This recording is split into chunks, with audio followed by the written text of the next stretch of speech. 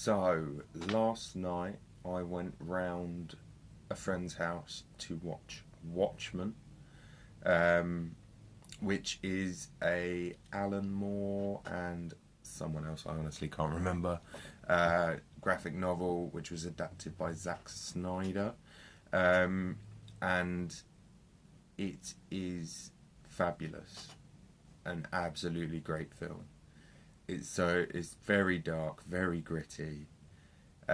It's sort of the golden age of heroes, and it's this all parody and satire and relative to comic books as well. The golden age was in the 40s, and now it's sort of like the next generation have had to pick up where they left off as superheroes, and it's sort of all going wrong.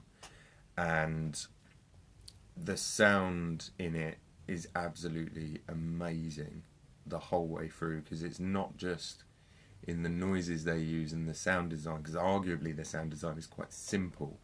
There's smash glass and they use smash glass, and there's like a floaty guy and he's just got a floaty sound, but it's also in the mixing and in the panning and the way that it's used. One of the main characters, Rorschach,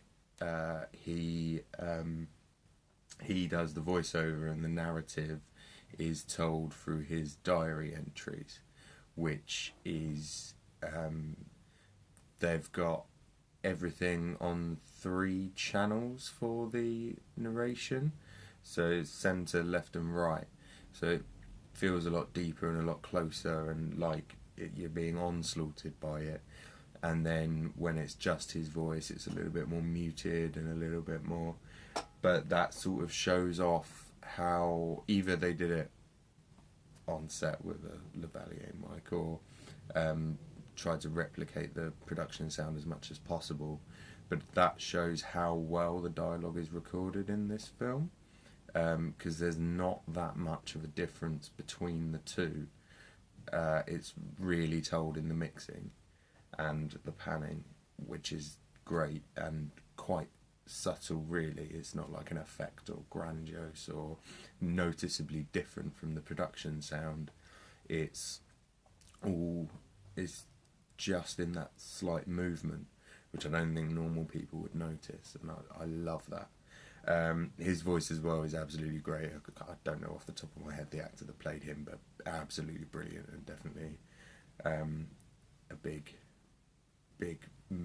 pull on the film of sort of being this hard, gritty guy, and his voice definitely reflects that in the way that it's used as well, having these massive volume changes, and the whole film, the dynamic range is just insane, especially the first scene where it's like all virtually mono of just this like little TV and this guy in an apartment, and then someone breaks in and everything goes crazy. And so almost all of the stuff is hand-to-hand combat, and none of it ever gets boring throughout the entire film. All these punch noises and kicks and stuff, and then it's just the level jumps are crazy, and they make you jump, and it's a real good like setup for the film. Then there's a montage with a Bob Dylan song. Apparently they extended it and stuff.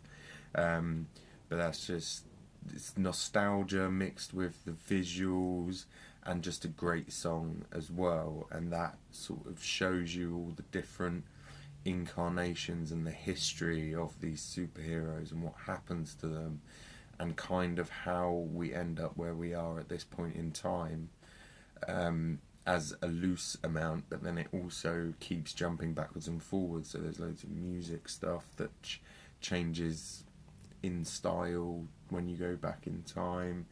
There's the way the language is slightly different, but also a lot of the Atmos tracks and things are a lot more stripped down and a lot less complicated, kind of saying the change in technology and things like that. You don't hear the bustling city, it's a little bit more muted, and there's an incredible attention to detail with it as it does that.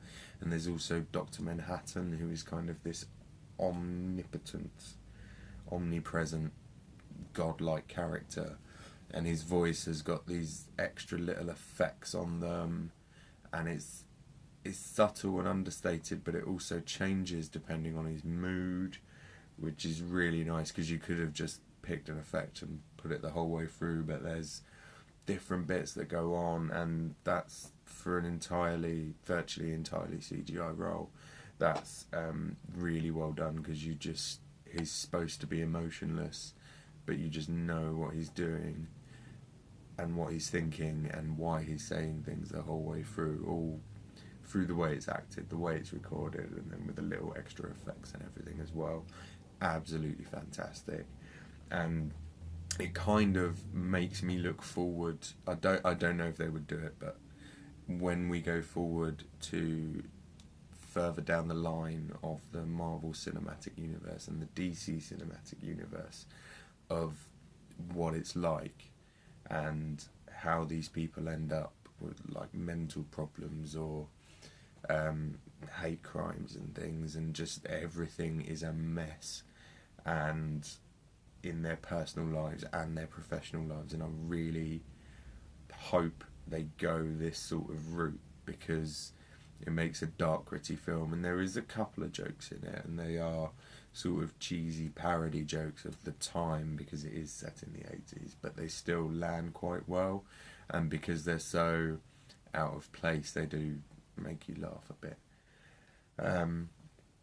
But it's just visually, sonically, it's created this universe that is incredibly rich and so much detail, and then it's mixed in a way that sort of does go against some movies of having this huge dynamic range, which I always love, and I think more people should do it to that extent, that really go over the top, because it hits you so hard and it's just great.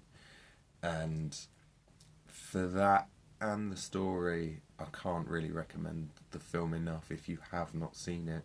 Also, the graphic novel is a good read, and they do have different endings, so they are highly recommended. But yeah, brilliant. Definitely check it out. Great stuff.